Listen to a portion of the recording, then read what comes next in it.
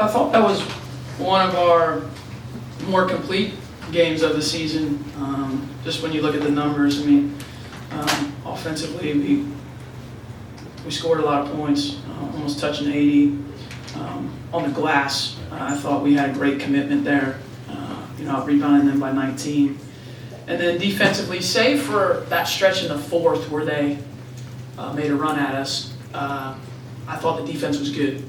So I'm pleased. Obviously, it's a big spot for us this weekend. We have to win, and they came through and played really well. One of their best games of the year. So I'm encouraged by that. Questions? I wanted to ask about the final couple minutes of the first half, because NC State tied it up at 26 apiece, I think, and there was some great defensive effort, particularly by Celeste Taylor at the end of that. So how big was it for you guys to get that momentum heading into the half? Because you guys really didn't look back after that. Yeah, the first half was kind of a little bit in rhythm, not in rhythm. Like it was just, and that's a lot of times normal. Is like you're feeling each other out in the game, and I thought we gave them too many easy opportunities and transitions to start the game, and but we battled back. I didn't think we played well in the first half, and so to go up 3 at half, I was like, okay, hopefully we can play better in the second half. You guys that follow us see, Celeste just wins. It's what she does. She makes winning plays, and I've said this before, she's a non-traditional star on a non-traditional team. What I mean by that is people don't really know how to evaluate us because of stylistically how we play, and they don't know how to evaluate her relative to the other top players in the league.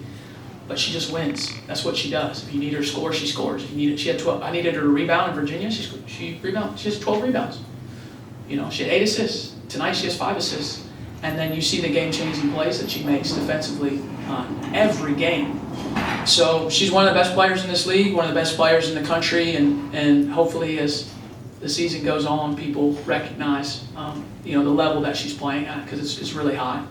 Yeah, and secondly, I just wanted to ask about the rebounding battle, because you guys out-rebounded them by 20, and offensive rebounds was 16-4 in your guys' favor. So how big was that for you guys down the stretch? Yeah, extra opportunities. The rebound battle is really important. You can't always know that you're going to shoot it well, and so to be able to get those extra opportunities is huge, and then to limit them to 4, I think, is probably more exciting than actually the 16 that we got, because when we play our defense and we get set, if we can limit teams to 1 shot, we feel like we're hard to score on. So it was good. All right, Jim? I want to ask you about Gallagher. I know she's been hauling a little bit recently. It seemed like one of the best games she's had to do. Yeah, I thought he was active. I think she had 7 boards at the half. She finished with 12 and was a difference maker for us there. Got open looks. Some of their coverages lended itself to where she got open looks from beyond the arc, and she's been a really good percentage, one of our best percentage offensive players. If you look at her field goal percentage or 3-point percentage this year, she's one of our most efficient offensive players. So she's right where you would expect her to be. Obviously, being a 5th-year senior and someone that's been in these types of games before, she's confident. Let me ask you about your ball movement. A lot of assists tonight. Everybody seemed to be sharing the ball. It didn't get stuck anywhere. Just talk about that. Yeah, we got it back. We kind of scuffled with that for most of the month of February. Our ball movement hasn't been great. The ball stuck a lot, and we just continued to hammer that home with them. Play with pace and transition, move the ball. That's when we're at our best. It's what leads to wide open shots for our team. So it's definitely something we've emphasized as a coaching staff, and it was nice to see them put that to use in this game. Steve? Kara, what made the difference for you guys in the first quarter when you really pulled away, had that 10-0 run, and really took control of the game? Well, I thought that we started to, we got them into the half court, and we also didn't foul very much. I remember that because, Wes, who's a great coach, was mad and yelling at the refs about, which I yelled at the refs too, so I'm not. But he was mad about the first 7.5 minutes, I think, of the third. We didn't have a foul defensively. And so, we weren't putting them to the line, which we had done. Boyd had done a great job of getting in there and getting to the line. So I thought we were playing our defense, but we weren't giving them easy opportunities. We were getting back in transition and getting loaded.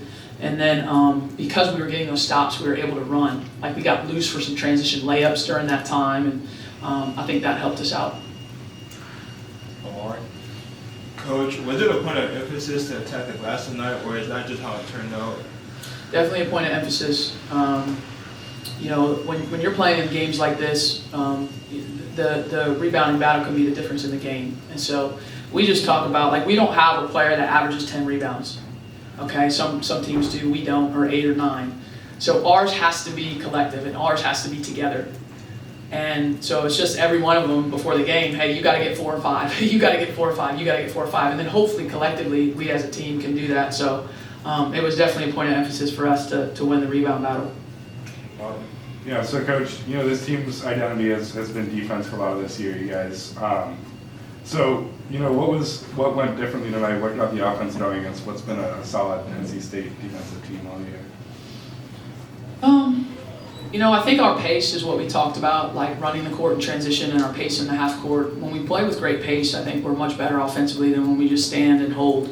And so we just reiterated to our players, play with great pace, get off the ball. If you can attack, attack. But if you don't have an attack, like move it, move it, move it. And so I thought we had some nice possessions where we moved the ball well. And when you do that against any defense, it lends itself to getting more open looks if you move the ball quickly. Any more questions for Coach Lawson? Omari? It's me again. You guys shot 73% from the free throw line tonight. Are you happy with that? Yeah, I mean, I think like there's not a certain percentage that I'm looking for, but I just want us to be able to just keep improving. We've had some up and down games at the free throw line, so this was a good night for us. So yes, I think that was good. You know, we just got to be focused and be able to knock them down. I think we were 2 for 9 from the free throw line against Virginia, so this is definitely a good improvement for us. What are your thoughts on the depth of the ACC this season? The state obviously they're deep, they're going up and down. They're 8 and 9, 3-time champs, but you have a lot of good teams stepping up. Some, you know, just your thoughts on that. Yeah, I mean, I'm new. I'm the new kid on the block here, so I can't give you over the last 10 years or 20 years about how it compares. But I just know how hard it is each night in this league. How hard every game has been. I mean, we're 17 games in now, and I haven't felt comfortable one game. You know, maybe I felt comfortable in the last minute tonight, but most of the games you just don't feel comfortable, and you have great respect for the talent and the coaching and everything that's on every side. So, yeah, it's hard. It's hard. It's a hard league to win a game in, and you know, it's definitely deep, and I think we'll have a lot of teams obviously playing in the postseason. I think that's a credit to our conference. Last question goes to Jim. I'm sorry, just follow up. Do you think the ACC can send a lot of teams deep into the tournament? Yeah, I don't really follow those things. I mean, I don't know everybody's numbers, but hopefully we'll be in, and hopefully as many teams as possible will be in. Last question goes to Jim. Obviously, state brought some fans, but given that, it seemed like the crowd was very high energy, a lot of enthusiasm. In general terms, are you pleased with your efforts to rebuild the fan base and get these kind of enthusiastic crowds back in Cameron?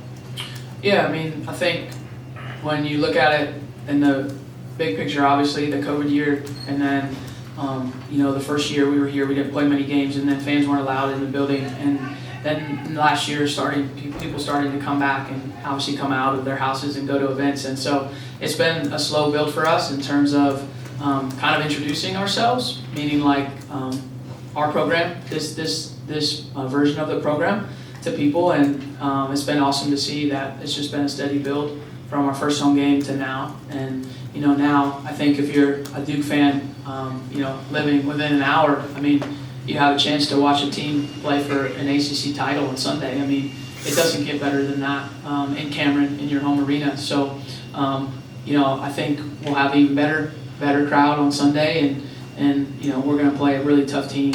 Obviously, it'll be a really hard game for us, but what an awesome opportunity for fans to come out and support these women that have done an amazing job this year. Amazing job just competing and being focused every night.